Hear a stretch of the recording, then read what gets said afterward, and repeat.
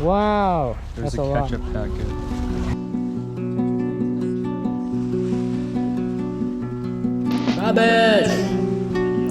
It's everywhere whether we like it or not, from the edges of the country to its center.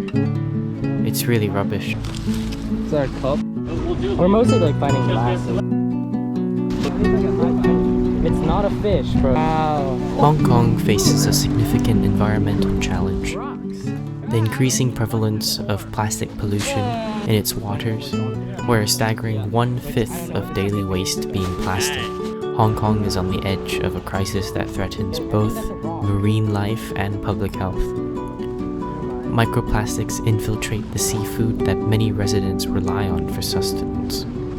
Despite efforts by organizations such as the WWF and the Green Earth to address these issues through advocating for producer responsibility, the situation remains all but the same.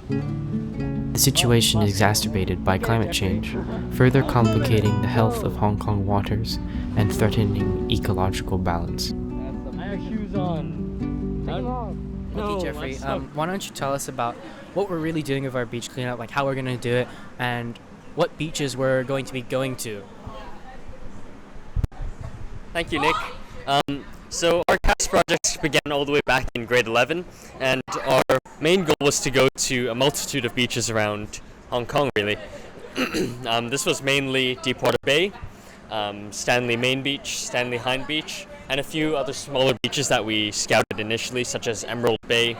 But yeah, so our goal was to just organize some beach cleanups with perhaps CDNI students, just so we could try and make an impact, benefit Hong Kong's local coastal environment by cleaning up the beaches and overall helping out the ecosystems.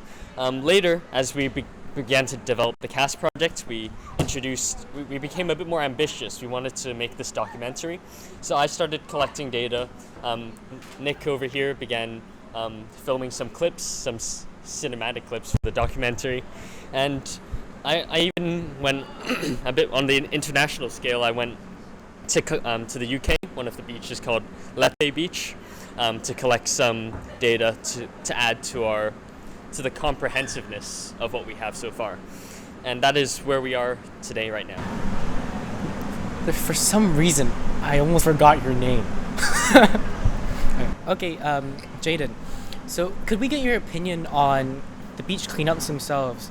Like, do you think we're even really making an impact whatsoever?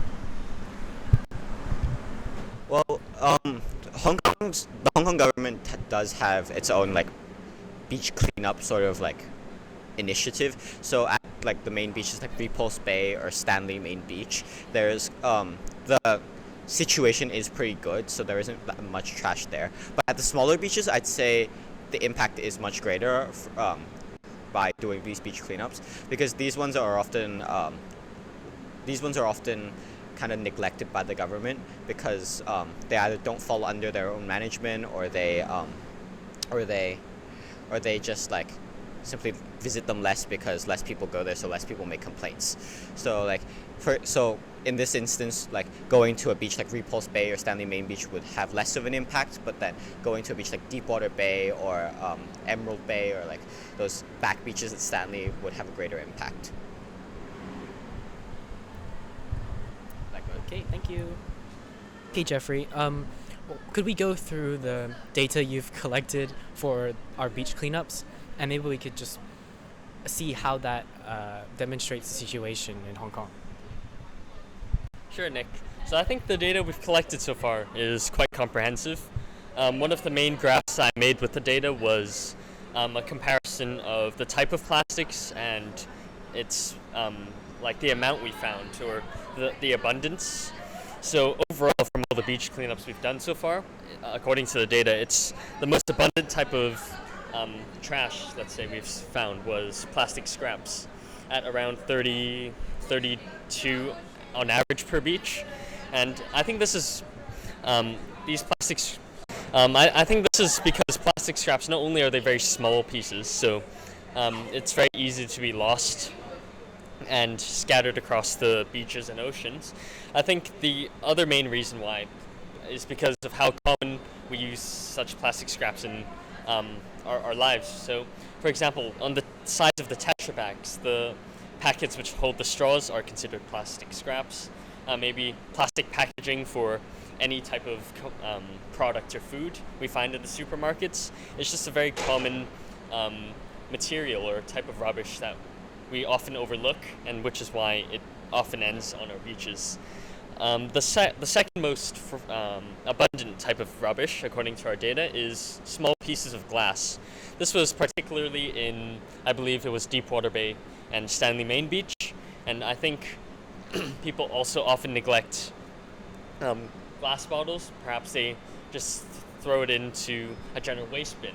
But the problem is when this glass shatters, it can not only be dangerous for the marine life living in the area, but also, the humans who access the beaches.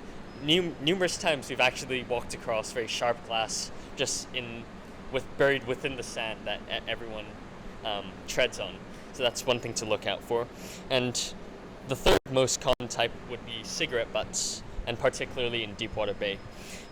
Smoking is quite common to find in Hong Kong, and perhaps when people are at the beaches, they are a bit complacent with how they dispose their cigarette butts. Lots of it ends up on the beach. I'm sure Nick will put the rest of the data up. I won't discuss all of it, but these were the three most abundant types of trash that we found. Thank you, Jeffrey. The most important part of our beach cleanups is the disposal stage, where we must sort and dispose of the rubbish. This is a tedious but necessary process, as putting all of our hard-earned rubbish in the general waste bin would lead it to a landfill, where harmful waste could contaminate the soil, water, and other life forms that may take interest in our collection.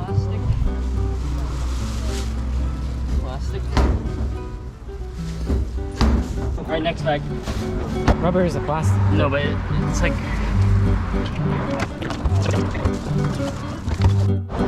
Now me and Ethan are in the last bag. We're at the end of it now. All right, we finished our cleanup. The time is currently 5:58. 5:58. It's been here for quite a while, maybe an hour 42 to 2 hours. I lost track of time, but I helped pick up the ones that were in the ocean because they didn't want to take off their shoes. mainly glass and some plastic. Yeah, the most glass we found was over there by the rocks. As Jeffrey said, it's probably from the barbecue people. So Throwing away the trash. You've never had a coconut. I've never tried a coconut. And one last thing is that last time I did the data collection as we were putting the trash in and sorting it. This time I did it as we went, so it's easier to talk about now. Smile. All right, let's go eat coconut.